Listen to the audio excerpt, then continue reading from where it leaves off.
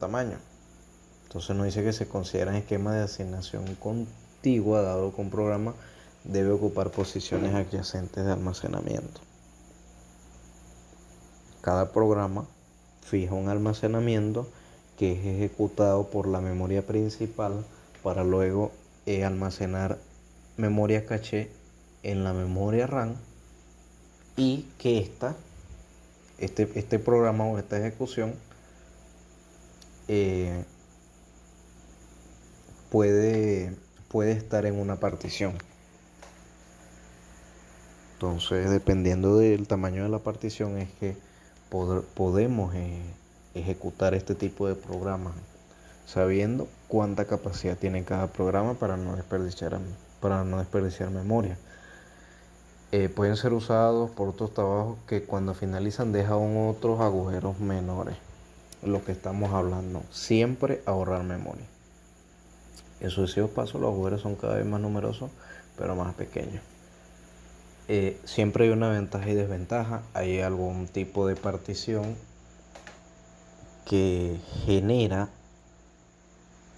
agujeros menores, pero hay otros que desperdician más la memoria. Pero hay que entender bien que los trabajos, cuando son finalizados, el mismo ejemplo que estaba dando, por ejemplo en este caso de las memorias, siempre que un trabajo es finalizado deja un espacio. El espacio que estaba ocupando ya pasa a ser un espacio libre. Entonces los agujeros son numerosos, pero más pequeños. Entonces, ¿qué es lo que pasa? Siempre hay un desperdicio de memoria principal. Es importante entender esto, porque las particiones fijas y las particiones de variables son bastante diferentes. Entonces, por eso es que es importante dominar bien estos conceptos para poder entenderlos mejor. Es importante entender esto. En la multiprogramación con intercambio de almacenamiento nos habla de que en la investigación de Deitel, es la teoría de Deitel, los programas de usuario no requieren permanecer en la memoria principal hasta su terminación. Una variante consiste en que un trabajo se ejecuta hasta que ya no puede continuar. Cede el almacenamiento y la CPU al siguiente trabajo. La totalidad del almacenamiento se dedica a un trabajo durante un breve periodo de tiempo. Bueno, básicamente es esto lo que yo he estado explicando siempre desde el principio, que aquí está en juego el espacio. Al nosotros hablar del almacenamiento y las memorias, estamos hablando del espacio que tiene esa memoria. Y siempre en los sistemas operativos, todos los componentes van de la mano, siempre. Esta es la teoría de Deitel, que hace más detallada la explicación y nos habla de el CPU. Nos habla de que un trabajo se ejecuta hasta que ya no puede continuar. Es decir, hay un límite de tiempo. La totalidad de almacenamiento se dedica a un trabajo durante un breve periodo de tiempo. Los trabajos son intercambiados, dándose que un trabajo puede ser intercambiado varias veces antes de llegar a su terminación. Es decir, que de un trabajo que se ejecuta en el computador, puede ser intercambiado varias veces antes de que sea terminado. En la organización de memoria virtual, esto ya es algo un poco ya más detallado de cuando estamos hablando de memoria, porque la memoria virtual maneja el mayor espacio en la memoria que la memoria principal, porque vale tanto de la memoria de almacenamiento principal como de una cantidad determinada del almacenamiento secundario. Uno de los ejemplos de la memoria virtual es cuando es en los sistemas operativos, cuando un sistema operativo es instalado. ¿Qué es lo que ocurre?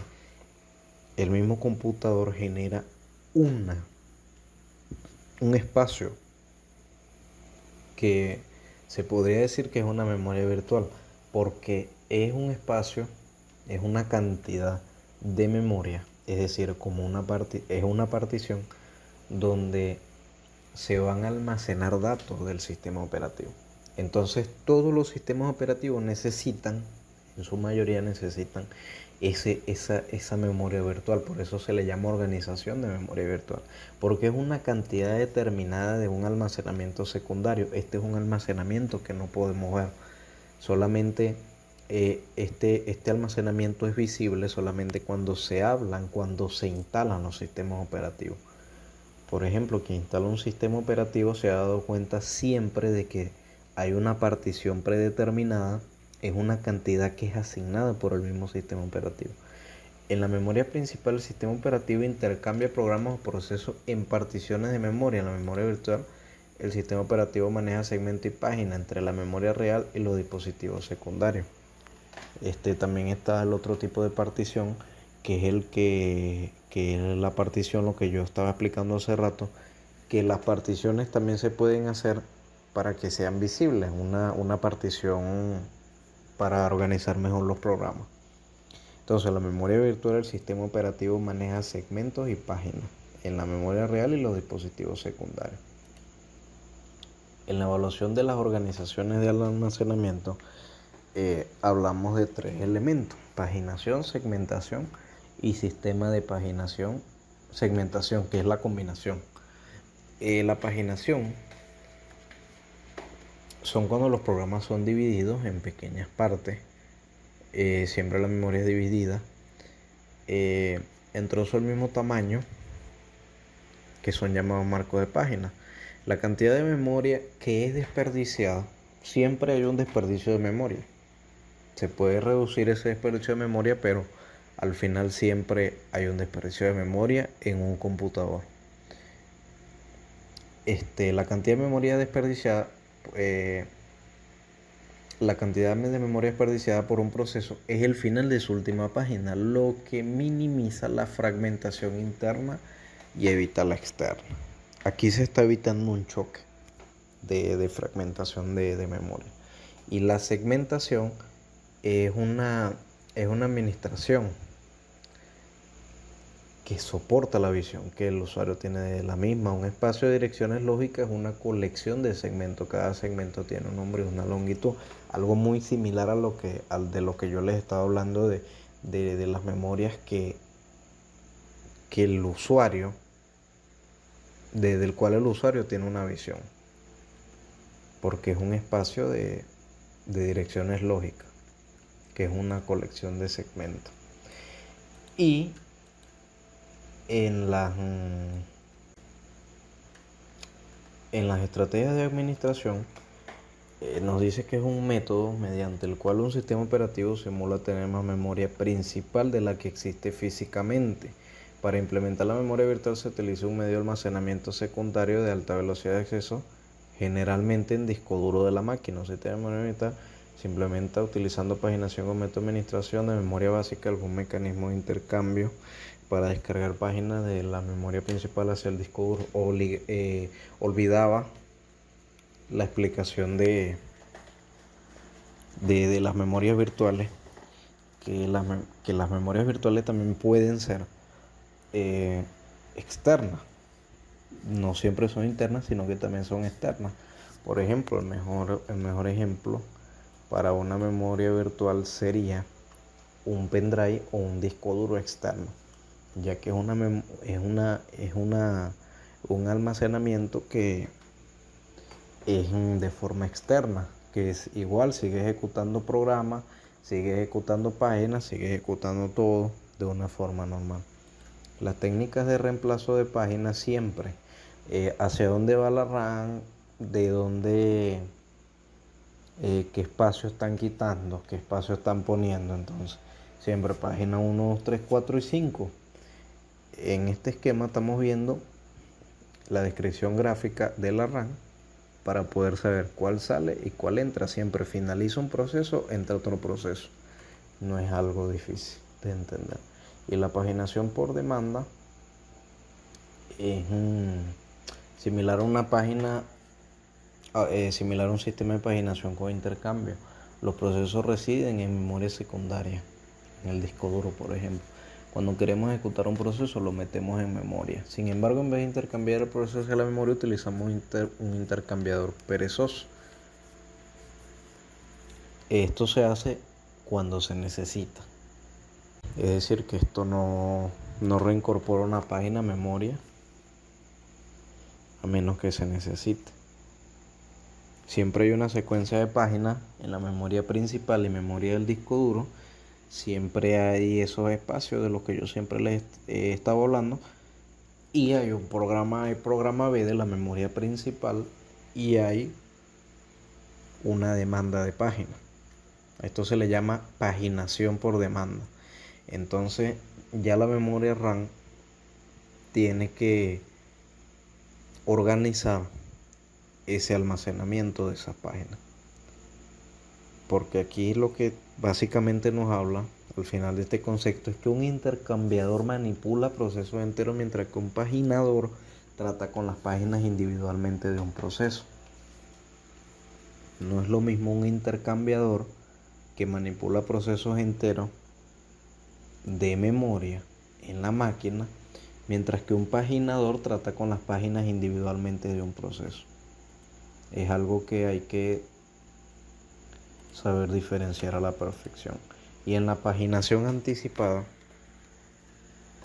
el sistema operativo intenta predecir las páginas que necesita un proceso, entonces carga dichas cuando hay espacio disponible. Siempre el computador sabe lo que está ejecutando. Entonces, las páginas necesitan un proceso.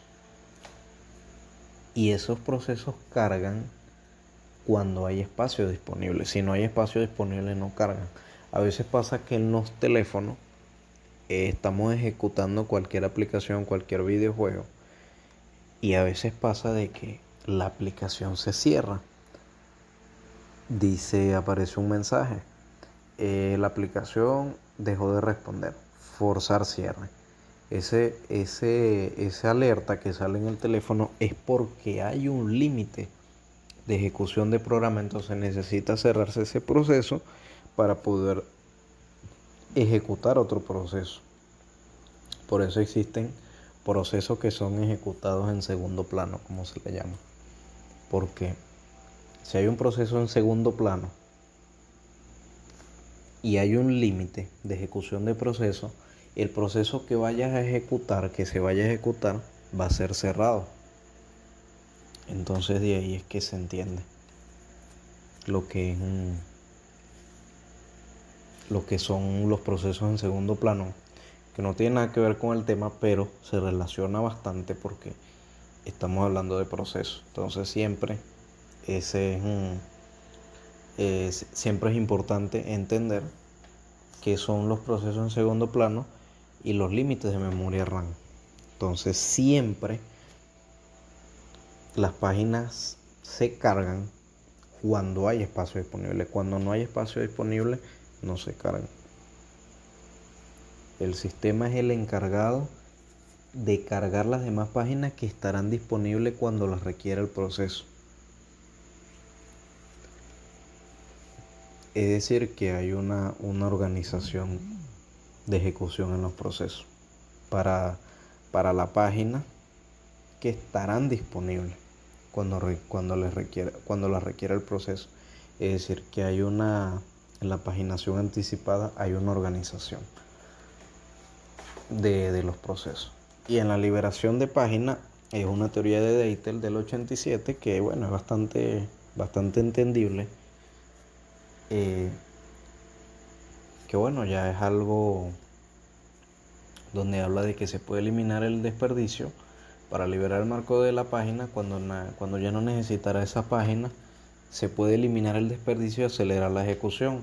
Lo que estamos hablando, lo que vengo hablando yo desde el principio de la exposición, de que una página se elimina y se puede ejecutar otra página de forma rápida, porque estamos cerrando una página para poder abrir otra. Pero si yo ejecuto una página, otra página, vuelvo a ejecutar otra página, va a haber una ralentización del CPU del computador porque hay un límite de memoria. Entonces la ejecución no será rápida, la ejecución del programa o la página. Entonces el inconveniente es que la incorporación de mandatos de liberación de páginas dentro de los programas de usuario pueden ser peligrosas y retrasar el desarrollo de aplicaciones. Lo mismo que yo estoy hablando. Al haber una ejecución de muchas páginas o programas, hay una ralentización del computador. Dependiendo de cada capacidad, hay capacidades altas y capacidades bajas. Si es una capacidad alta, el computador está programado eh, para poder ralentizarse cuando ya exista un límite. Si sigue habiendo espacio, se seguirán ejecutando programas. Cuando ya no haya espacio, va a haber una ralentización. El programa se va a ejecutar, pero de una forma muy lenta. Entonces es importante entender lo que es la liberación de páginas y la teoría de Deitel en el año 1987. Bueno, muchas gracias.